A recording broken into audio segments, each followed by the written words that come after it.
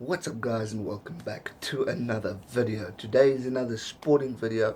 I want to chat about this weekend's events for South Africa's sake and in the international scene. Well, what a week we had. Man, the Springboks are back. Great rugby against the French. I honestly thought going into this match that we were going to have a tight game. It was going to be close. It wasn't going to be great because we have a lot of new debutants in the team. We obviously have our issue with our coach, and obviously our current bad form, which is shown through in Super Rugby and definitely showed last year at the end of year tour. South African rugby was not or hasn't been looking great at all. So the fact that we won and won quite well is brilliant. And it's just individual performances that just stood out. Great performances from players who stood out, especially the debutants. Mark's number hooker, what a champion. Played like a king. Really played well. Out in Yankees, not my favourite player, but man, he played like a champion. And after last week's game, deserves his position in the team. So really great rugby. It was kind of a Lions format game, so credit should not be given to Allister Coetzee because it was like a great Lions rugby. They were running the ball, they were taking opportunities, they were bouncing players off, scoring good tries. Kicking game was good. It wasn't a boring South African rugby game. It was quite exciting. But again, credit to the players and the style of rugby they chose to play, which was very similar to the Lions. So again, I'm not counting or giving credit to Allister Coetzee just yet because it was definitely individual performances that played well. And once again, the Lions play stood out. But it was overall great rugby, and it's so good to see South African rugby back to where it should be. So I only hope it continues. Yes, a lot of you may say it's France. How can we judge this one fixture? We still have two more fixtures. It could change. But what a start, and what a creation of hope once again for South African supporters, especially the rugby supporters. Great game. Then we have Bafana winning against Nigeria. People, what a game! What a well done, Stuart Baxter. Again, importance to me is the coaching. How does a coach develop their players? It's either the individuals within the team or it's the coach. And I really think Baxter's a damn good coach, which he's shown for Kaiser Chiefs. And I think Supersport United. So great stuff. Well done, Bafana. Let's hope we can continue that and go up those rankings. Then, unfortunately, we get to the cricket. Um, yeah, not much to say.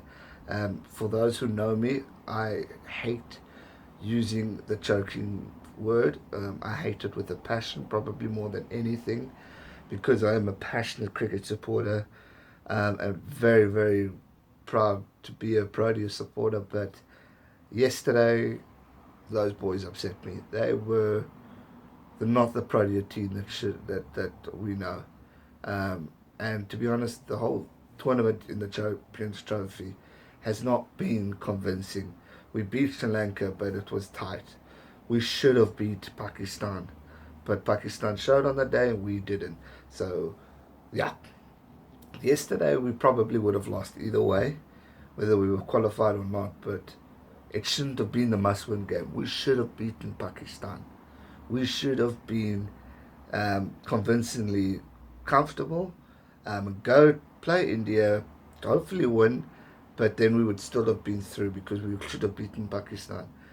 So it's very bad, poor errors from the Proteas. The runouts were ridiculous. Shocking. Actually, those were schoolboy mistakes, and I don't even think schoolboys would make such errors like that. I mean, the pressures got to the boys, and sadly, I hate to say it,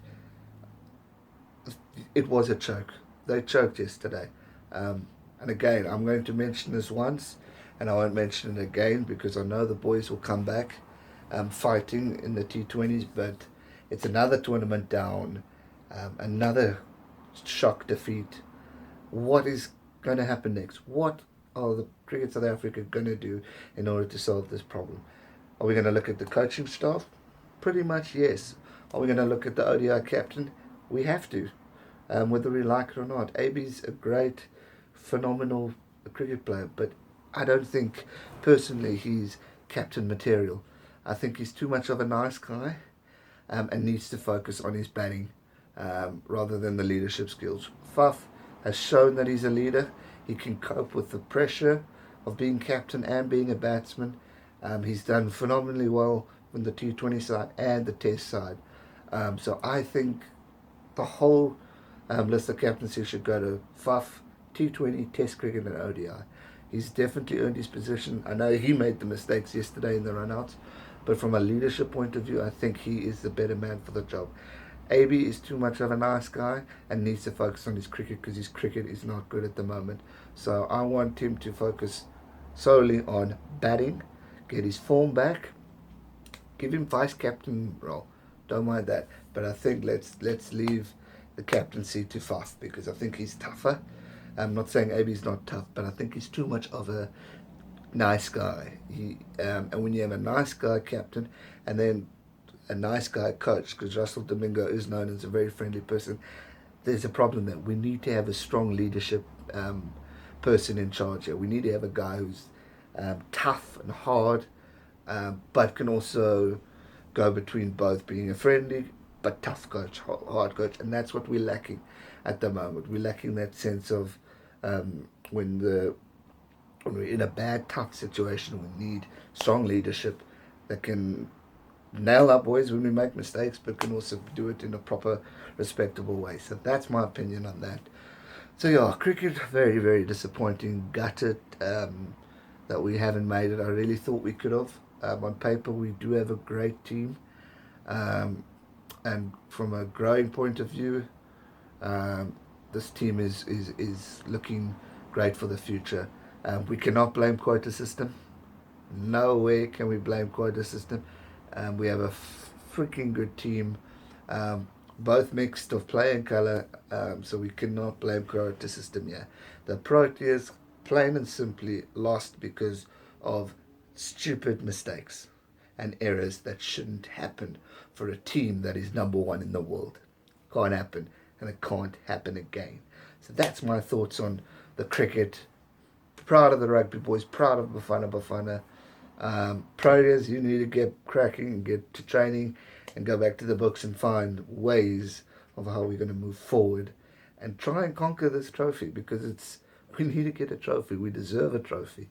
So yeah, that's my thoughts on that. What are your guys' thoughts? What are your thoughts on the cricket, the rugby, the soccer? Rugby, I think we're in a good place at the moment. We'll see what happens this coming week when we take on France. Can't just judge on one game. We've got to play the full series in order to make a final judgment. Again, individual performances, team performances in our Springbok rugby team that I think brought us home. I'm not quite going with Allister Coetzee, giving him credit just yet. He needs to earn it a bit more, because it's not him. It's behind the scenes.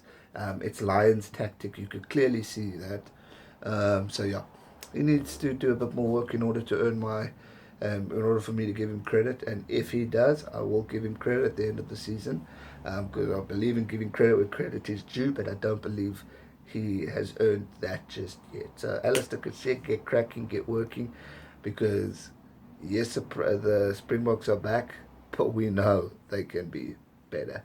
Fifth in the world, we need to be number one, or definitely number two. So yeah, hope you guys enjoyed this video. If you did, hit that thumbs up button, and if you haven't already, please subscribe to my channel so we can continue this sporting and inspirational journeys. Guys, stay safe and never give up. Cheers.